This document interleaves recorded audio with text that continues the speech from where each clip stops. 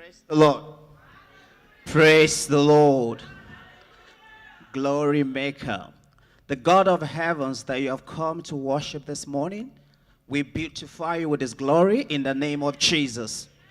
It will change your story in the name of Jesus, and it will change your level in the mighty name of Jesus. Today is our medical presentation, and the topic today is the children's health. And it has three components: the physical, the mental, and the psychological. And we have two presenters today. We have Dr. Weye, who is a psychiatrist, and we also have a second presenter, who is Dr. Mrs. Weye, who is a pediatrician. And without wasting time, can we appreciate the Lord as they come? Let's appreciate the Lord. Let's appreciate the Lord as they come. Dr. and Dr. Mrs. Weye, let's appreciate the Lord as they come.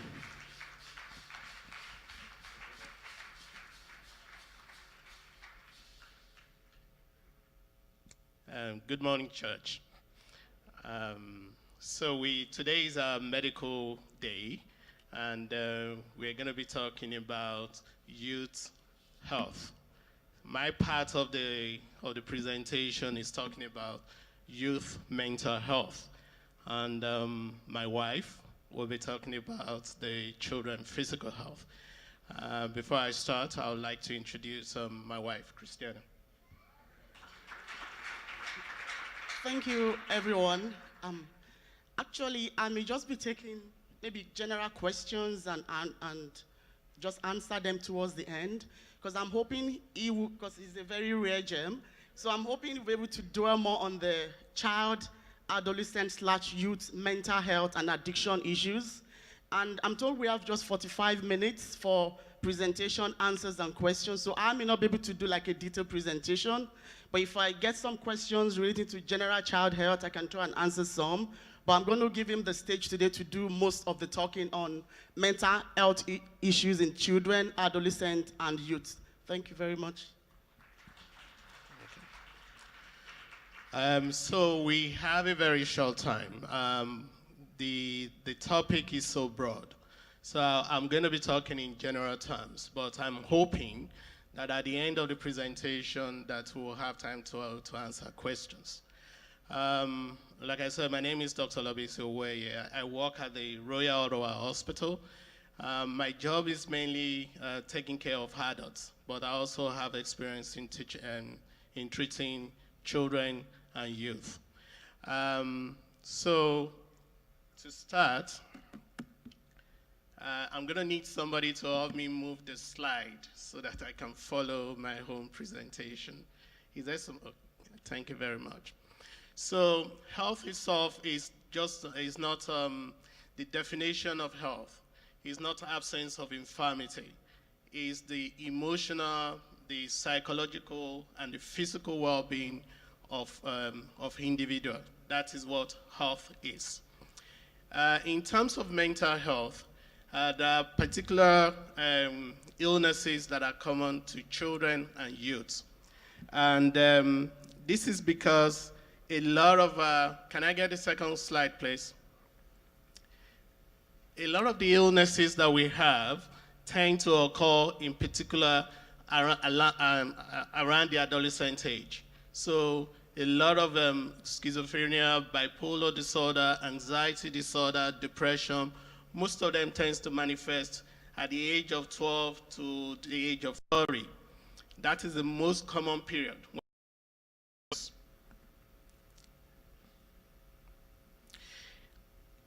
In Canada, there's a lot of emphasis on youth mental health nowadays. Before, it used to be that we wait until patients are unwell, they come into hospitals, and then we start treating them. But we do know that if we start prevention mechanisms or prevention strategies, that we can prevent a lot of these illnesses manifesting. Anxiety disorder in particular is very common in young children and in adolescents. Between the age of 12 and 19, about 4% of the population will have anxiety disorder. 40% of students will have anxiety, and this is, this is expected because they're exposed to a lot of stress. They're living home. A lot of them migrate from Nigeria to come to university. They are trying to adjust to the environment in their new place. So this creates a lot of stress. And one of the ways that could manifest is anxiety. So what are the symptoms of anxiety? You find yourself very stressed. You can't sleep. You're finding it difficult to concentrate. You find out that your performance in school is not as good as it used to be. And you constantly worrying about impending doom. Am I going to fail? Am I going to graduate? And that manifests in itself in you getting very restless and agitated. What are the treatment for anxiety? If you do have symptoms of anxiety, what I would say is that speak to your family physician. It's very important that we utilize these health services that we have because we're paying for it. All of us are paying taxes, and you're paying your school fees, and these services are excellent. So if you do feel that you're not sleeping or you just feel that you're quite overwhelmed, you've been very good in school before, you're meeting all your treatment goals, and all of a sudden you're noticing that things are just not going the right way. I think it's very important that you speak to your family physician there and then. Let somebody, hear what you're going through, and they'll be able to offer you help and support. It's not necessarily that you're going to end up in psychiatric hospital, because I do know that, especially in our community, there's a lot of stigma. We don't want to see psychiatrists. Psychiatrists, oh no, I don't have mental health illness. But I think it's very important. You don't need to see a psychiatrist. The family physicians, your pediatricians, they are really very good in picking up some of those early signs of anxiety, and they'll be able to provide help and support for you. And the other illness is depression. I think this is very important because we're noticing now that it used to be before that we said the peak onset of depression is around the adolescent age group. But recently, we're finding that children under the age of 6, 5 are also feeling very depressed. And there have been recorded cases of children less than 13 committing suicide. So if depression is left untreated, one of the complications is suicide, because part of the symptoms of depression is negative thinking. So you're always constantly preoccupied with, things are not going well, I don't feel like living anymore, there's no light at the end of the tunnel, why do I want to leave, and that could lead to a point that you just feel that, I'm going to give up, I don't want to live anymore, and that could result in suicide. In children, the way depression presents is a little bit different from the way adults present. In children, it could be because they don't know how to explain or talk about their depression. You may find them physically unwell. So they complain of headache or stomach pain. A child that has always liked to go to school might decide, oh, I don't want to go back to school. It could be because he's being bullied. It could be because he's just stressed and he doesn't want to go to school. It is very important that we understand what are these early changes.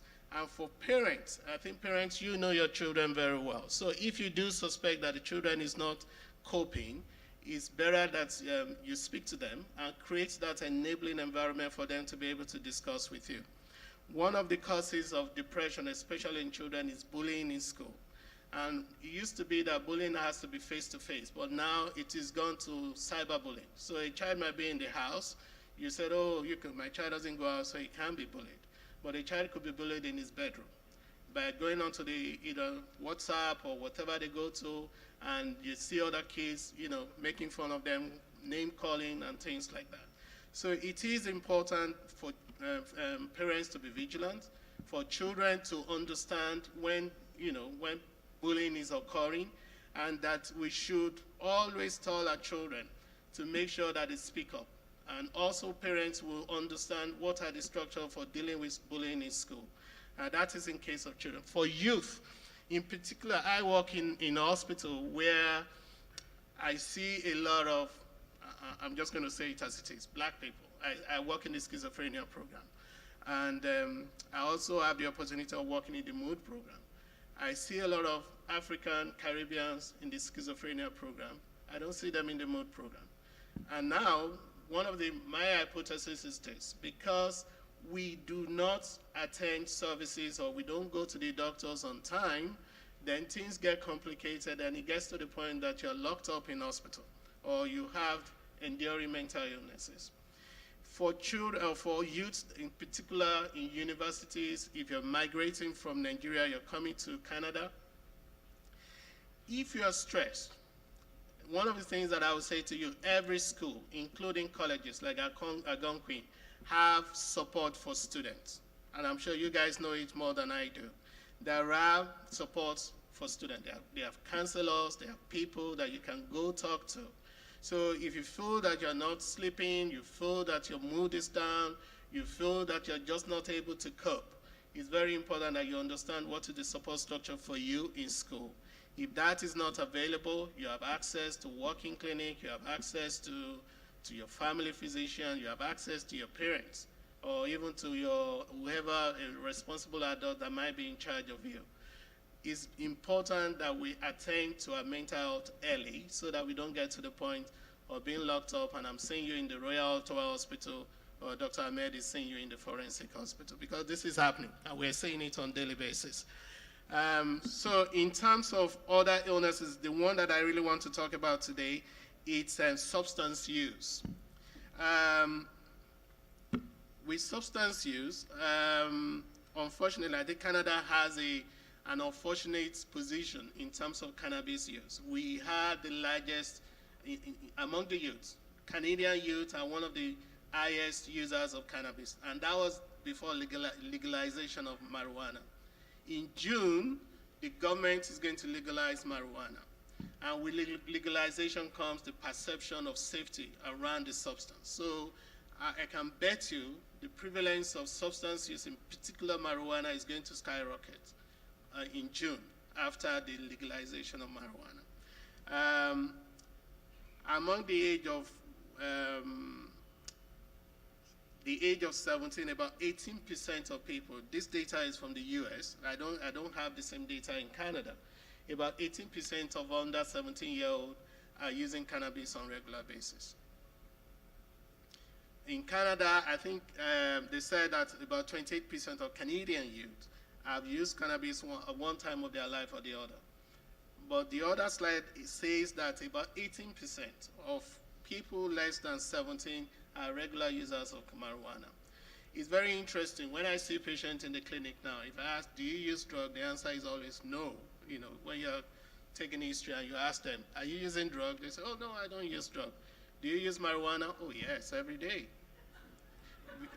Because they don't see marijuana as drug, and that is the perception. People, and with the legalization, I think that is just going to reinforce the belief that marijuana is safe to use. Marijuana, because it's legalized, then there's nothing wrong with it. But we do know that marijuana has significant impact in the brain formation. The younger you are before you expose your brain to marijuana, the more the effect that you're gonna get. So a child that is 12 years old, 13 years old using marijuana has a higher risk of having complications or having mental illness secondary to marijuana use. And also the dose. So if you're using marijuana regularly and you're using it every day, I can bet you the chances are that you're gonna end up somewhere in schizophrenia or with anxiety or with depression, or even if you don't, the chances of you achieving your utmost goal in life is going to be reduced, because people that use marijuana tend to live in a phase of everything is cool. You know the Rastafarians, they smoke marijuana and everything is fine, but they're not able to move forward in life, and they're not able to attain the goals that they've set for themselves prior to using marijuana. I'm skipping some slides just because of time. There are some slides that I thought would be very interesting. One of them is, one of the myths is that lots of smart, successful people smoke weed. And I can tell you that is not true, because adolescents who smoke marijuana are 6 times more likely to drop out of school, and they are 3 times more likely to not to go to college. Also, teens who smoke lose an average of about 6 to 8 IQ points. So if you've been excellent, you've been A student, if you smoke marijuana, the tendencies are that your performance is going to reduce.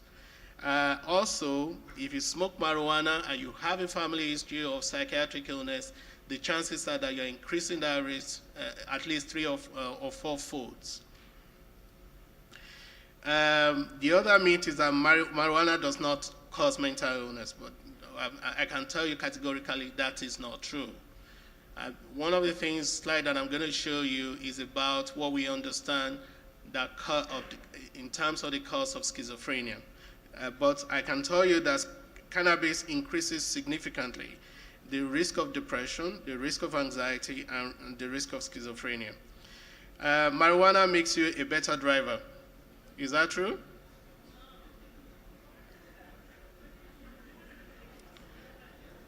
The answer is no, because if the answer is true, I don't know how many of you have been listening to the radio lately. There is a group called MAD. They are Mothers Against Drug Driving. You know, they are really against, they're against legalization, not because of, the government have been able to prove that marijuana is harmless and it should be legalized. But I think the mothers are quite concerned. And the reason why they are concerned is that a lot of people that smoke marijuana also drink. So you have the combination of drinking and marijuana and getting behind the wheel. The chances are that your risk of having an accident increase significantly. So it is important. It is a myth if you think that if you smoke marijuana, you should get under the behind the wheel and drive. It used to be before that, this is part of the myth, so that if you smoke marijuana, it increases your concentration, your focus, your alert. But the answer is not true. At least scientifically, we know that that is not true. So I'm going to talk a little bit about psychosis. And I think this is very important to me. Interestingly, recently, I was thinking about a study that I'm interested in doing in my place of work, and I've been talking to a few colleagues. And the reason for that is because we're seeing a lot of people, young people the age of 18, 19, 25, especially of the Caribbean, African origin, presenting with psychosis. What the study, the little that we know about psychosis is that if people in Nigeria, people in Canada, people in America that never migrated in their lives, they're there. If you look at the rate of schizophrenia, it's the same across the world. There's no increase. But if you take people, Caribbeans, Africans, young people, migrating from their original country and coming to the Western world, our risk shoots up exponentially. So you see increased rates of psychosis among migrants, and not just first-generation migrants, even second-generation migrants. So children that are born in Canada, in the UK, to immigrant parents have increased risk of psychosis. Now, the slide that I'm showing tells us that there are some things that we cannot modify. There are genetic vulnerabilities to psychosis. So if you're a twin, an identical twin, and your twin has psychosis, you're likely going to have psychosis. If you have a family history of somebody with psychosis, the tendency is that you may have psychosis. So that we can't do, there's nothing we can do about that. So if it is in your family history, that's fine. But there is about 15 to 20% of modifiable factors, things that we can work on that will reduce the chances of developing schizophrenia or bipolar or depression with psychosis. And one of them is the cannabis use that we talked about, making sure that we attend to our mental health on time, because the Caucasians are doing that on time, but we don't because of the stigma. Making sure that, I know that there are other reasons like poverty, there are issues around urban living, because we live in the urban world, urban areas, mostly when we migrate, the economic power is not there. But there are some little things that we can modify ourselves, and that is what I would like to talk on today. So the first is one, stigma. the stigma among the community is quite high. It's the highest among all other communities. The Asians, to some extent, yes, the Asians too don't like coming to psychiatrists. But the Black, Caribbean, Africans, we detest even talking about our mental health. We see it as weakness. We see it as, you know, if anybody knows, then that's the end of me. You know, people are going to make fun of me. Which is true, because it does happen. But I think it's very important if you understand that if you leave it untreated, the chances that things are going to get worse. They're not going to get better. So that's the first thing. The second thing is the substance use that I've talked about. The third thing is also different types of abuse. I know that in the community, sexual abuse is not a big issue, but physical abuse, neglect, emotional abuse, also have impact on emotional well-being of children. So it is important that we recognize that. It is very important that I'm not saying we shouldn't, what's the word that I'm looking for now? Admonish our children, but I think there are ways of doing it. We have to do it with love, because that has implications in the long term.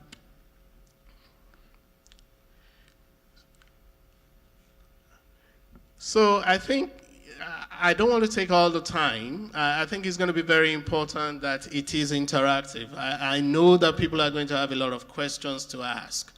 One of the things I would like to say, though, is that for our youth, it is important, because that is the area, the time that we see the manifestation of majority of mental illnesses. So if you're not doing well, if you feel that things are not going well in school, speak up. If you feel things are not going well at home, speak up. If you have access to GPs, to family physicians, you have access to support in school, and there are, you know, if you want my slide, I'm sure they'll be able to provide it to you, because there are resources there, community resources that you can access, and a lot of them are anonymous. There are opportunities to speak on the phone to somebody that can advise you on how to deal with whatever stress that you're going through without even leaving your name. So please make use of all these opportunities, make use of all these resources, be mindful of your mental health, be mindful of when things are not going on well, and try and reach out for help. Thank you very much.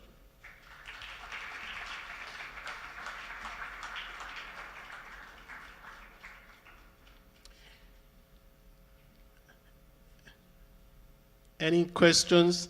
I'm not sure how this is going to work. I don't know whether we can pass the phone round, the microphone round, and if Christiana wants to join me, and then Dr. Rabiu wants to join me, and you want to, okay.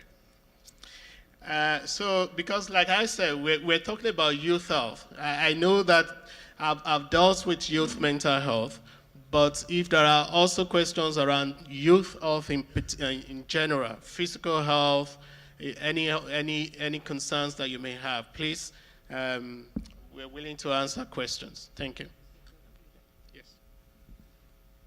While we're waiting for questions to come forth, I'm just going to quickly talk about ADHD and autism, which he was not able to touch.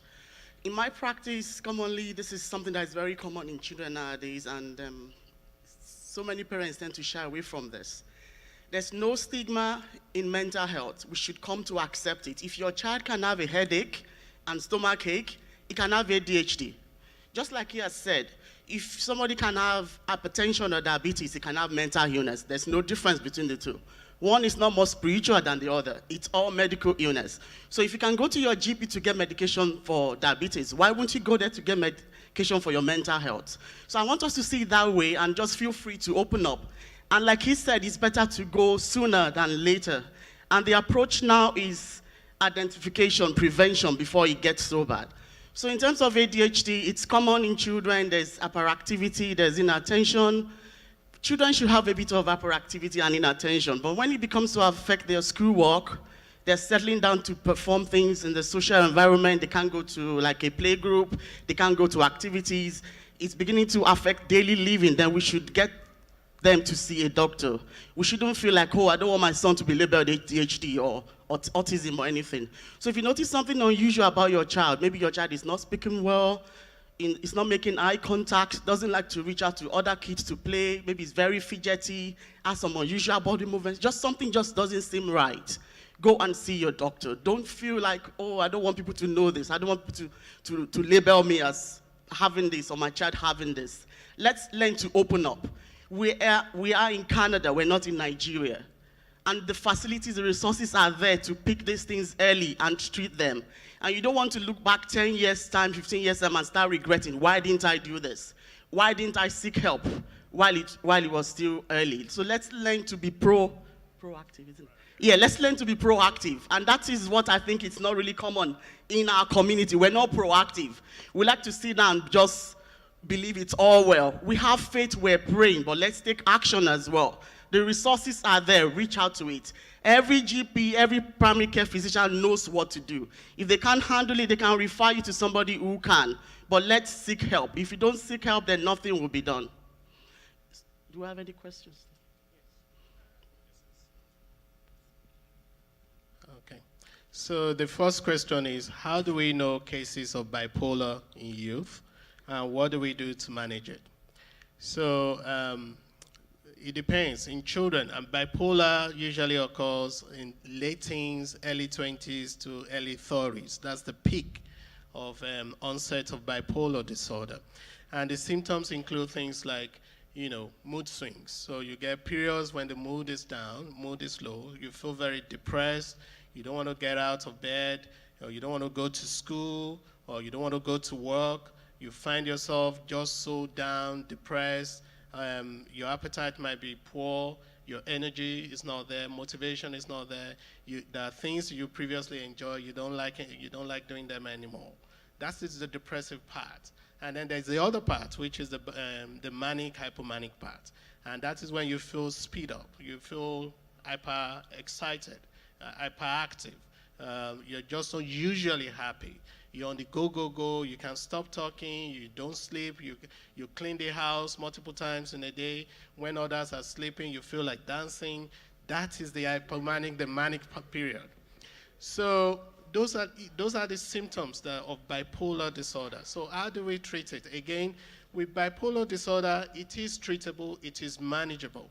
It's actually very interesting because a lot of the musicians that we have, maybe not a lot, but a few of them, have bipolar disorder, and they function very well with medication.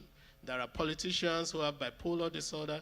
In fact, there is hypothesis that says that people that are just on the less than the threshold of being diagnosed with bipolar are more creative than other people. So the treatment is medication, psychotherapy, and those treatments are available either through your family physician, through your pediatrician if it's the early stages, or through a psychiatrist if it is late stage, or if it's a thing that your GP or your family physician can't handle. The medications it used to be before that those medications have a lot of side effects. There are newer medications now that you can take, and you will not, you're not going to go very fat. It doesn't affect you being in school. You're still able to function in everything that you do. So there are effective treatments for bipolar disorder. The other question is, why would the government get involved in such a very dangerous issue as legalization of marijuana? I do agree with you. But I haven't said that, though. I think the point the government is making is that, I just presented the slide about the epidemiology of marijuana use. So more than 28% of young people are already using marijuana, even without legalization.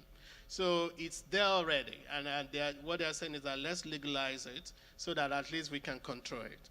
We know where the people are getting it, because marijuana, yes, but there are different types of marijuana. It varies in terms of potency. There's one that is called, well, I won't mention it so that I don't put names into people's mind. But I bet you, when the kids go on the street or anybody goes on the street to buy from the black market, you don't know what you're getting. And I think that is where the government is coming from, because there are some that are laced with different things.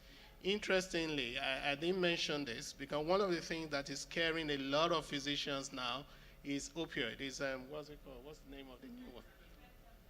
Fentanyl. Fentanyl used to be rare drug of abuse. Fentanyl is actually used to put elephants to sleep. Do you know how big elephants are? That is what fentanyl is used for. So now imagine people putting, because a pint, a small drop of fentanyl can kill, because it's not for human beings, it's for big animals. So, yes, so that is where the government is coming from. Legalization is about controlling the drug, just as we are controlling alcohol, just as they are controlling some other medications that are also potentially harmful. But that does not mean that it is safe. That does not mean that it doesn't have complication. Oh, I heard one of my colleagues saying today that there is, what's the name of the CDC? Is it CDC, NAFDAC? No, not NAFDAC, the one in America, the FDA. FDA, if alcohol will not be approved for human use if FDA has been available. Say we are just legalizing alcohol today, if this alcohol and say you want to use this as a drug, FDA will not give you license to sell it.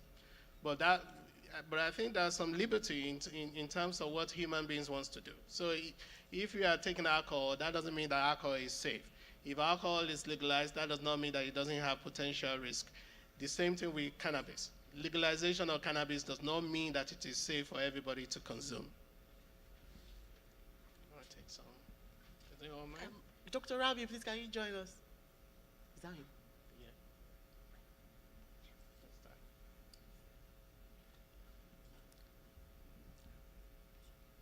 You guys will answer some of this too. Okay. Thank you. Yeah. Excuse me. Yeah. I wanted to talk about legalization of marijuana from the legal point of view.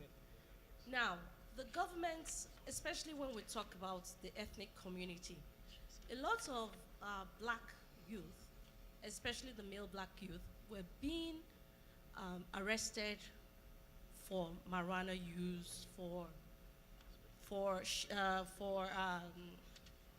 so what the government is trying to do is actually protect even the youth in our community, because they get prison sentence for having possession of maybe a third of what they should, it is protecting even our children from prosecution.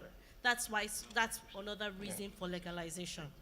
Having said that, we've been told that in our community, our children are exposed to psychosis because of the environment. When the children are younger in the classrooms, they are at the same level with their peers. And then as they grow into teenagers and adults, they find out that it's no longer a level playing field. And this feeds into the things that form mental health issues for them. So when the issue of legalizing marijuana came to Parliament or to the Senate, part of the reasons is to protect these children, that they don't get prison sentences for just possessing, a little bit of marijuana. But we have to be careful in telling these children that even though you are no longer going to be arrested for handling it, it's going to change your brain. Even if you don't have something in your record that you possessed marijuana, you're going to have something in your brain that's going to change you for the worse. So the government, they had a good, for lack of a better word, there was an intention with the legalization, but it's not in the long run, it's not going to pay anybody. So we have to give that to them. Thank you. All right, so we only have 20 minutes more. Okay, I'm Dr. Adhd and Autism. I'm a pediatrician, so I'm just going to take the pediatric questions. The first question is, what can be done to encourage young children to eat their meals? And can kids or young children have eating disorders? And how can this be treated? So there are three questions there. So the first one is, what can be done to encourage young children to eat their meals? Young children, especially when they're around 2 to 3 years, it's normal for them not to want to eat their meals. It's a normal development stage that they go through. So it's always very difficult to make them eat. But there are different strategies that can be done to make sure that they eat. The first thing is you should always try to make sure you eat together as a family. That really, really helps, the young children to eat. The other thing is you have to make sure that they are not distracted while they are eating. So if they have toys, you have to take the toys away from them. Don't let them play on their iPads or their laptops, You have to make sure that while they're at the eating table, they have to sit down and concentrate and eat well. The other thing you also have to do is that you can actually find out what the children like to eat, and you make like 3 or 4 different kinds of dishes so that they can choose whatever they like from what's available. So these are things that are really, really helpful, for the children. Also, you can do what is called positive reinforcement. So you tell the child that if you eat your food, I'm going to do this for you. But make sure that you don't promise them and you don't do it. Make sure you do it. It's very important. Because if you don't do it, then they won't eat again. So those are some of the tricks you can use to encourage the young children to eat their meals. The second question is, can young children have eating disorders? This is actually a very, very important question. And it's something that is very important. Eating disorders are very common in young children. And the most common one is something we call anorexia nervosa. And that means the children don't want to eat because they're afraid that they might gain weight. And because of this, they try doing things to make sure they lose weight, like vomiting, taking laxatives to have diarrhea. So young children can actually have this anorexia nervosa, and it's usually more common among the adolescents. So it's something that we take seriously, because if it's not taken seriously, it can actually lead to death, because they have a lot of problems from vomiting. They might lose what we call minerals or electrolytes in the body, and if this is not adequately corrected, they can actually die. So it's very, very important. Now the next... Okay. 20, okay. So the last one is, how can this be treated? Well, eating disorders can be treated by, number one, making sure that you recognize the eating disorders quickly. The second thing is you go to your family physicians for regular checkups and the pediatricians, so that we'll take your weight and your height and we plot you on a graph. When we know that your weight and height are not growing well, then we can actually recommend admissions to the hospital if it's very serious. Thank you.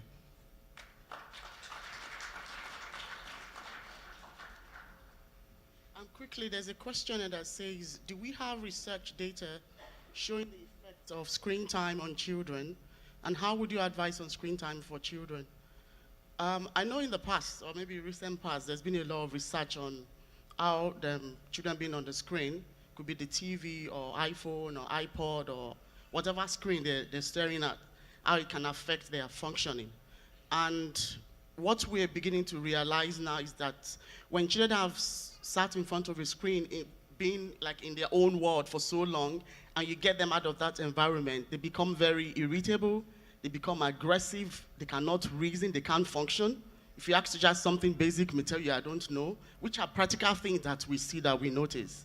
And they're not able to develop those social skills to relate with people around them or even their friends. And it sort of moves on to their daily lives. They are in the midst of friends. They don't know how to reach out. They don't know how to interact and build social relationships.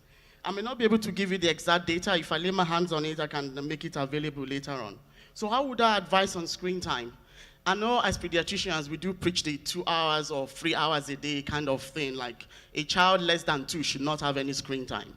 It's difficult. Most kids by 1, you throw them in front of TV and they're watching Mickey Mouse. But we say less than 2 years old, no screen time. I know it's difficult, but that is what we are recommending. And a child between 2 and 5, we say 2 hours a day, if at all. And then over 6, like school age, you can allow 3 hours a day if you want to. But we're moving towards now of saying, okay, we might not be too rigid with the time on the screen, but make sure you're able to regulate your child and how long they stay on the screen and what they watch on the screen. It's not good for their brain development, for eyesight development. There's so many ways. It's not good for their social development. So we want to try and make sure we have a check on how long your child stays on the screen, and try and engage them in other things like extracurricular activities. They can go for swimming, for karate, for basketball. There's so many things they can do to fill their time so that they don't have to put all those time on the screen. The other thing as well that I've come to notice in my practice when I have kids who are obese or overweight, I notice that most of them spend like a lot of time on the screen. Every time you spend on the screen means you are inactive. You have to be at one spot, so you're not burning. So that's another area where it's affecting children in terms of putting on too much weight. So, do you have anything else? Okay. So I hope I've been able to answer your question. So all we're saying is to have it in moderation. Everything that is too much is definitely bad. Okay. So I know we're pressed for time, so I'll just rush quickly through some of these questions. Is depression seasonal? Not all depression are seasonal, but there is a type of depression that is seasonal. And that if you have depression in particular during the winter period, and you find that you don't have depression at all during the summer period, then you may have depression. There's a defined definition of seasonal affective disorder. What we understand about seasonal affective disorder is because the lack of sunlight during the winter period makes some people depressed. That's exactly what happens. And the treatment, even if you don't want to take medication, again, it depends on the severity.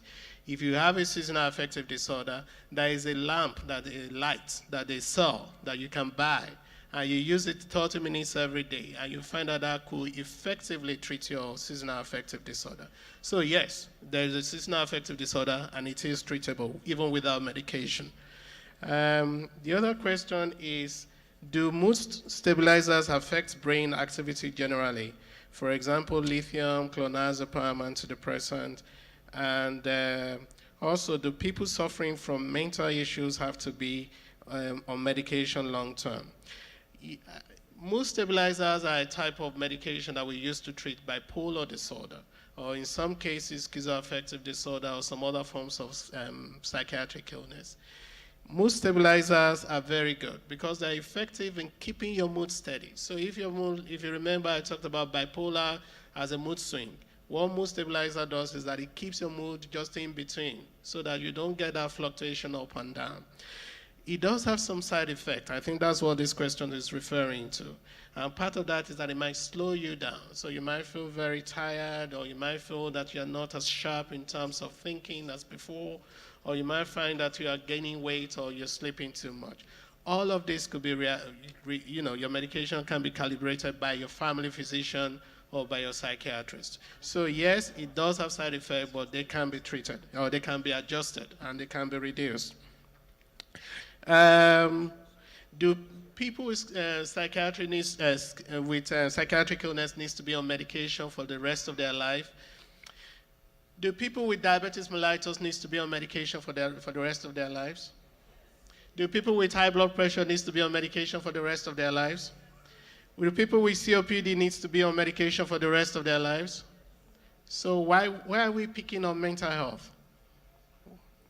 Why are we worried too much? Because I get this every day when I'm talking and counseling patients. The first thing that they ask that, do I need to take this medication for the rest of my life? And the answer to that is this. As long as it's managing your symptoms well, you have a good quality of life, you're functioning very well, it's keeping you alive, and you don't have any side effect, I would say keep taking it. Now, there are situations where we can say you don't need to take medications anymore. If we see that things are fine, and a lot of that is some of the things I've explained before. If your psychosis is due to cannabis, you stop smoking cannabis, the chances are you may not need medication. But if you've been depressed for a long period of time, you leave it untreated, and then you end up in hospital, the chances are that you're going to be on medication for a longer period of time. If you do have depression, at the early stage, you go see your family physician, they start your medication, that episode could be treated even with counseling without medication. And even if you take medication, you may not need to take medication for a long period of time. So it's about early identification, early treatment may prevent you from needing to take medication for a very long time. Why do people take fentanyl? You know, it beats me. I don't know why people take fentanyl. Because if you understand what the complications are, I think it's ignorance and also peer support, peer pressure. And also, you know, it's just that it's the accessibility. It is common now in the society that people have access to some of these drugs. It does cause what we call highs. So it gives them euphoria. You feel high, you feel happy. But that's short term. Even with cannabis, you get a high of cannabis for a short period of time. There's a question there saying that people that ingest cannabis tend to have more concentration and they feel more alert. Yes, but that's some people. In some other people, it increases their anxiety and depression. So,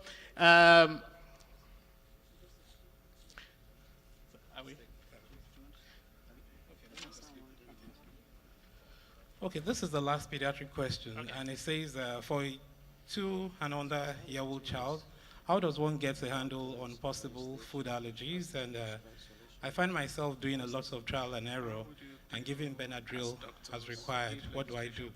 So the first one is allergy is actually something that is very important in pediatrics, and we take it quite seriously because if it's not treated, you could have what we call anaphylaxis, which could be deadly.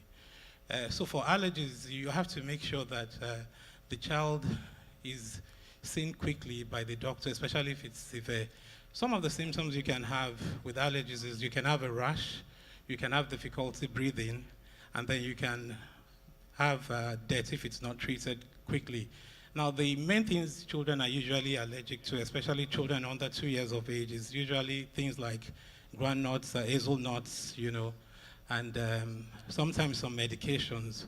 So basically, if a child has got allergies, I will suggest that you take the child straight to your pediatrician or go to the family physician. Now, in terms of giving Benadryl, you know, I think Benadryl is also actually okay, but the thing is you don't want to give an excess of that because it's also got its own side effects, which could be lethal. So the advice is if you feel that the child has got an allergic reaction that you're worried about, go to your pediatrician. Thank you. Praise the Lord. It says, how will you deal as doctors if legislation pressurize you to prescribe solutions that went against your faith or beliefs? Is there a good balance? Where is the line? Well, you see, like I have a patient with multiple sclerosis. It's a neurological disorder which can affect your balance, it can affect your eyes, you can go blind, and affect every other part of the body. So this patient, she wanted me to refer her for what we call mercy killing. Mercy killing is called euthanasia, which has been recently, is a new law that's actually been legalized by the Canadian government. But you see, it's against my faith. So if as a doctor, a patient comes to you, pressurized, to, maybe it's against your faith, then what you can do is to refer that patient to somebody that can do that thing or that can provide the care for that patient. So that is where it is. Like abortion, if you know abortion is against your faith as a believer, then you refer the patient to somebody that can deal with it. So that's the way to answer that question. And this one says, is smoking marijuana a sin since it is naturally provided by God? Well,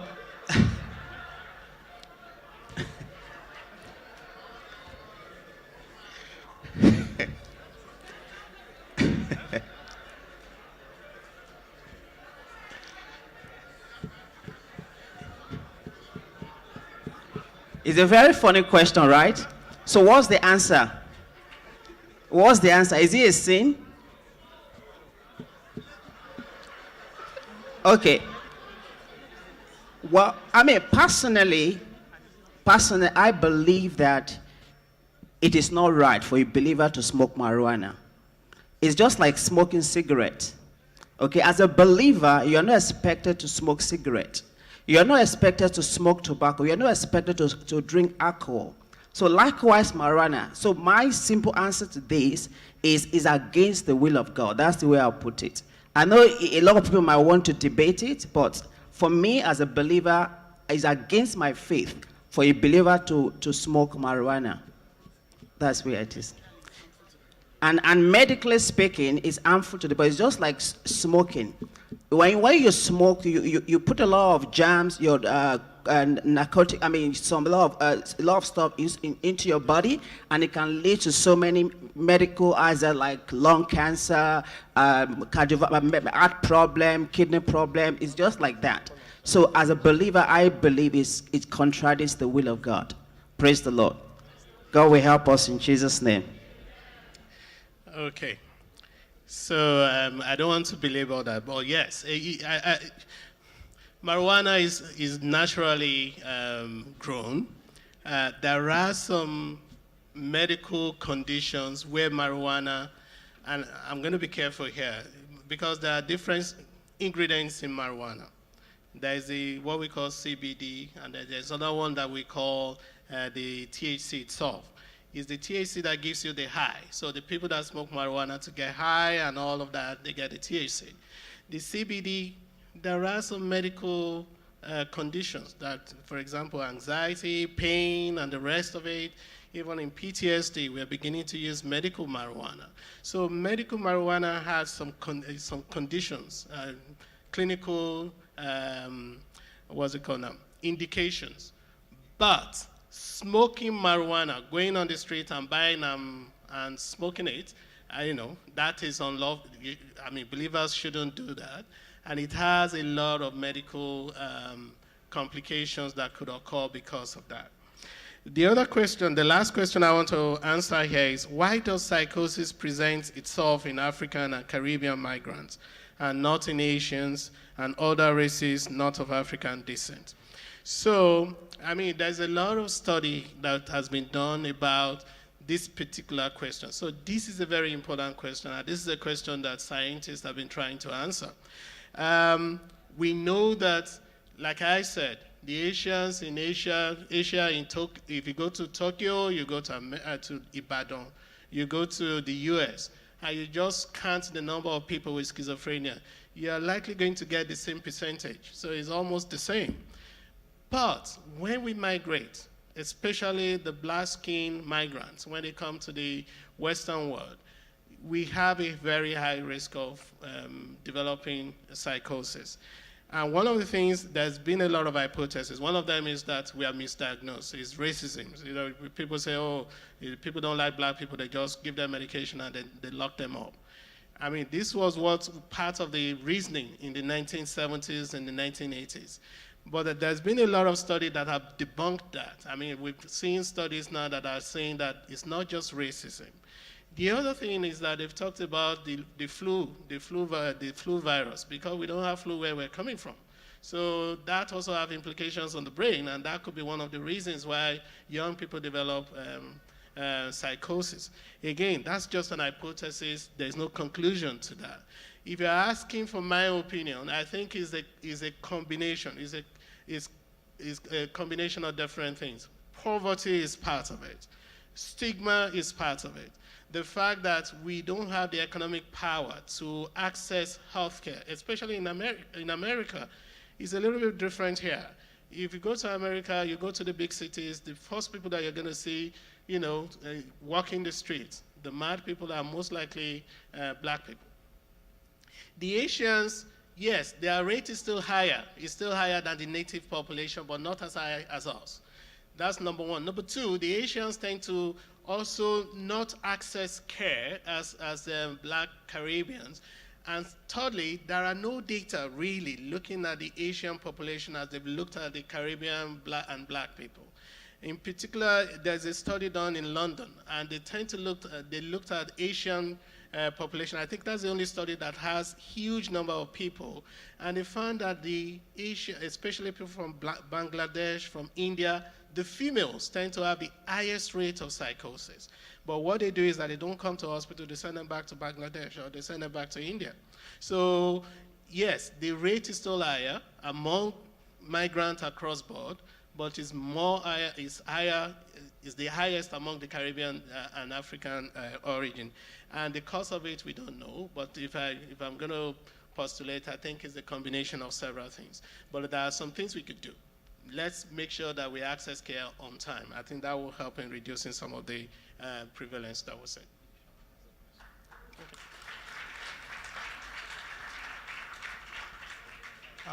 Good morning, everyone. Sorry, I just wanted to make one or two comments. There was a question earlier about why do people use fentanyl. Fentanyl is actually it's a strong painkiller. So it's used in chronic pain. The only form of fentanyl available in Canada is in patch form. You put on a patch for a couple of days, and then you change it every 2 days. The problem with fentanyl, as with most narcotic drugs, is the side effects. It gives you a feeling of euphoria, makes you feel good. So people who have experienced it, they like that high. That's why it's being abused the way it's been. So a few years ago, it was a serious problem with pharmacies. Pharmacies were being robbed every day. People looking for the patch.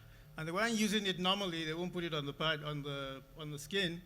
They would, I don't know, extract the ingredients in it and smoke it. The problem we've had in the last year or so is some people are bringing an even more potent form of fentanyl in from China, and they're making tablets of them. So now nobody knows. So people on the streets who are using drugs for recreation to get high, they don't even know what they're buying. And the fentanyl is one of the most potent narcotics. The problem with most narcotics also is, it's very, at low doses, it's very effective for pain control. But if you go a little higher than the normal dose, it slows down the heart rate. So a lot of people, they take what they think is something to make them feel high. They go lie down, they sleep, their heart stops, and they die. That's why we have the problem we have now with a lot of people dying and all this talk of getting naloxone kits to revive people on the streets. So that's where the issue with the fentanyl abuse came from. It's a strong painkiller. And most people still use it. I have customers who get fentanyl on a regular basis. If you use it properly, it's a safe drug. But it's when the abuse comes into it and people are trying to get high. That's where we have the problems. The second thing I wanted to touch on quickly is just to emphasize the point Dr. Oye made about people with mental health issues functioning normally on medication. This is very true. I see a lot of this. My practice is right next door to the Royal Ottawa. So I see lots of people with mental issues. And some of them, they function very well. Just take your medications regularly, and that's it. If you met them on the street, you wouldn't know there was anything the matter. Like I said, it's like having diabetes and taking medication for it. Third thing I wanted to say before I go, someone said, why is the government getting involved in legalizing cannabis use? Because we live in a democracy. Like the numbers show, most people in the country have used it already. If you ask the members of parliament if they smoked marijuana when they were kids, I'm sure a majority of them did. So it's not only a government for the people, it's also a government of the people. I'm sure if we took a poll here, you'd probably say, no, we shouldn't do it. But we don't represent the country. So it's a democracy, that's why. Thank you.